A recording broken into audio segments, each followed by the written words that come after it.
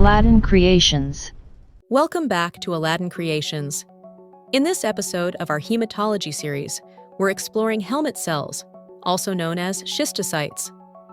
These abnormally shaped red blood cells are more than just interesting to look at. They're clinically vital. Helmet cells are red blood cells that have been physically damaged, leading to a fragmented or bitten-off appearance.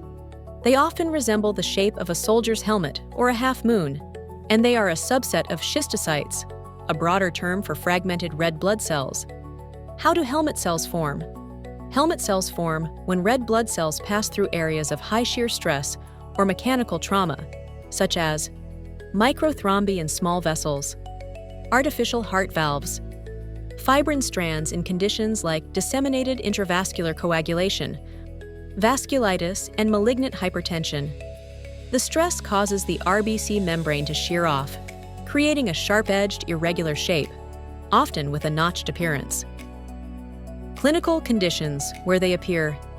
Helmet cells are a diagnostic clue in conditions like microangiopathic hemolytic anemia, disseminated intravascular coagulation, thrombotic thrombocytopenic purpura, hemolytic uremic syndrome, prosthetic heart valves or vascular grafts. The presence of helmet cells often suggests active hemolysis and can be life-saving when identified early. How to identify helmet cells in the lab? Under the microscope, helmet cells stand out due to a sharply defined crescent or helmet shape, lack of central pallor, clear fragmentation or bite taken from the membrane.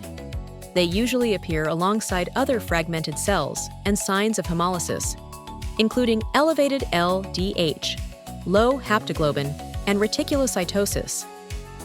Helmet cells may look unusual, but they are critical markers of dangerous pathology.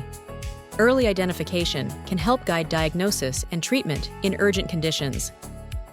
Thanks for watching Aladdin Creations. Don't forget to subscribe and check out our playlist on abnormal red blood cells for more essential hematology insights.